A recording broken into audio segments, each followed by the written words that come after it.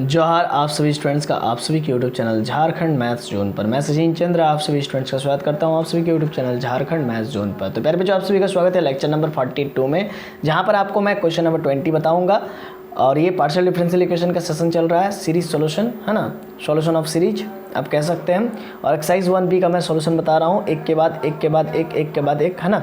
तो ये generally semester 3 के बच्चों के लिए पेपर नंबर 7 है ना, पार्शियल डिफरेंशियल इक्वेशन का solution exercise 1B chapter number 1। चलिए स्टार्ट करते हैं 20 क्वेश्चन।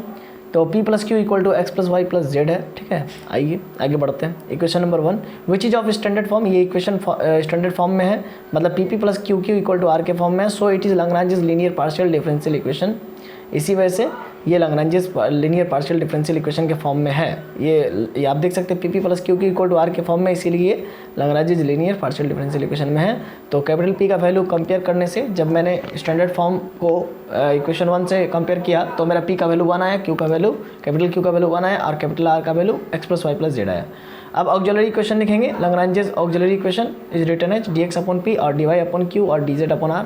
तो P, Q और R का वैल्यू मैंने पुट कर देंगे, इक्वेशन 2 आ जाएगा। अब फर्स्ट और सेकंड रेशियो को टेक करेंगे, dx और dy है ना, नीचे में कुछ नहीं तो 1, नीचे में कुछ नहीं तो 1।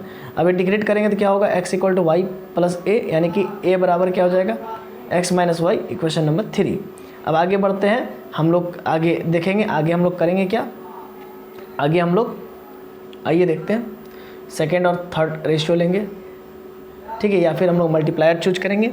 लेकिन देख लेते हैं सेकेंड और थर्ड रेशियो लेते तो हम लोग किसी भी हालत में, चूँकि अगर y और z लेते तो x नहीं होना चाहिए, तो x को हम लोग किसी भी हालत में एक्सट्रैक्ट नहीं कर पाते, है ना, नहीं कर पाते। या फिर कर भी पाते, जैसे कि x का वैल्यू मैं a + y पुट कर देता तो फिर हो जाता, है ना। इक्वेशन 3 से मैं x का वैल्यू a + y पुट करके भी कर सकता था, लेकिन थोड़ा सा शायद लेंदी चला जाएगा, है ना, लेंदी चला जाएगा, है ना, थोड़ा झमेला हो जाएगा। इसी वजह से हमने यहाँ पर लैग्रांजेस मल्टीप्लायर का इस्तेमाल कर लिया है ना, लैग्रांजेस मल्टीप्लायर का। आइए देखते हैं कैसे। देखिए, now choosing 1 1 1 as a multiplier. तो पहले तो लैग्रांजेस सब्सिडियरी इक्वेशन यानी कि लैग्रांजेस ऑक्सिलरी इक्वेशन को लिख लीजिए, dx/y और dy/1 dx/1 और dy/1 और dz/x + y + z। तो dx + dy + dz, यानी कि सब में 1 मल्टीप्लाई किया, और नीचे वाला में भी 1, मतलब dx के नीचे का जो लटकन है 1 है, उसको 1 से 1 को ही मल्टीप्लाई किया, 1 ही आया। dy का जो नीचे का लटकन है वो उसको 1 से 1 को ही मल्टीप्लाई किया, 1 आया। और x + y + z जो कि dz का लटकन है उसमें 1 मल्टीप्लाई किया तो वही रहेगा। अब ऊपर में x + y + z d common ले लिया, और नीचे में 2 1 + 1 2 + x + y + z। अब हम लोग काम करते हैं क्या, टेकिंग dy, है ना, यहाँ पर फर्स्ट लिख दिए, अच्छा फर्स्ट नहीं होगा, अच्छा फर्स्ट इंटीग्रल है, समझ लीजिए फर्स्ट रेशियो है, आप समझ लीजिए फर्स्ट रेशियो है। टेकिंग फर्स्ट रेशियो dy/1 और d of x + y + z upon 2 + x + y + z। आगे एक यहाँ पर मैं ब्रैकेट का गोल करके लिखा हूँ, इसको समझिए सर्कल करके लिखा हूँ, dx/x + 2, यानी कि इसका इंटीग्रेशन log ऑफ x + 2 होता है, ठीक है।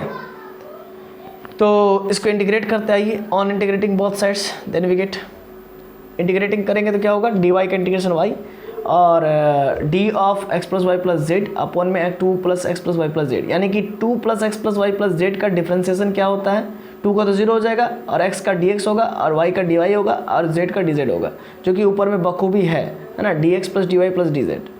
इसका मतलब ये कि जो नीचे वाला फंक्शन तो होता है वही ऊपर वाले फंक्शन, वही क्या होता है, लॉग के आर्गूमेंट में रहता है इसके इंटीग्रेशन के बाद, यानी कि dy का इंटीग्रेशन y और dx/x का इंटीग्रेशन log ऑफ x होता है। तो यहाँ पर देख सकते हैं नीचे में 2 + x + y + z है और उसका ऊपर में डिफ्रेंसिएशन पार्ट है, इसीलिए log of 2 + x + y + z इसका इंटीग्रेशन हो जाएगा। अब प्लस log C2 को एक इंटीग्रल कांस्टेंट आएगा, y = log 2 + x + y + z into C2 हो जाएगा, क्योंकि log m + log n का फॉर्मूला log m × n और नीचे में बेस e। अब इसको हम लिख सकते हैं e⁻y और 2 + x + y + z into C2, ठीक है। इतना क्लियर है, इतना क्लियर है। अब आगे बढ़ते हैं।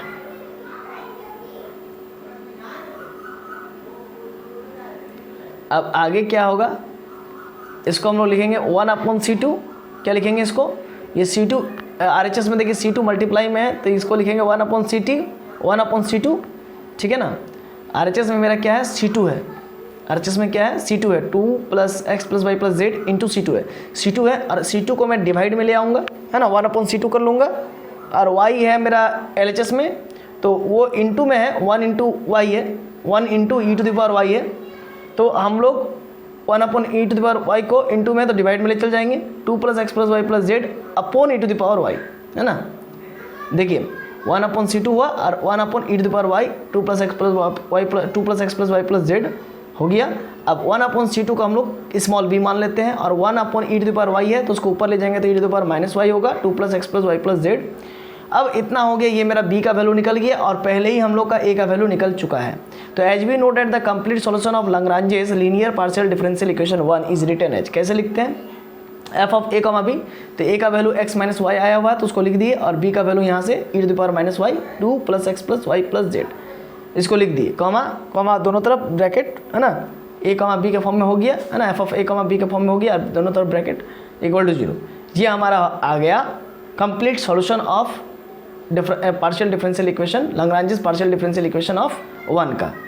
यानी कि मैं अभी आपको बता रहा था क्वेश्चन नंबर 20, ठीक है, उसका ये कंप्लीट सॉल्यूशन हो गया। तो चलिए अब मैं आपसे मुलाकात करूंगा लेक्चर नंबर 43 में। क्वेश्चन नंबर 20 मैंने इस लेक्चर में बताया और ये लेक्चर था लेक्चर नंबर 42।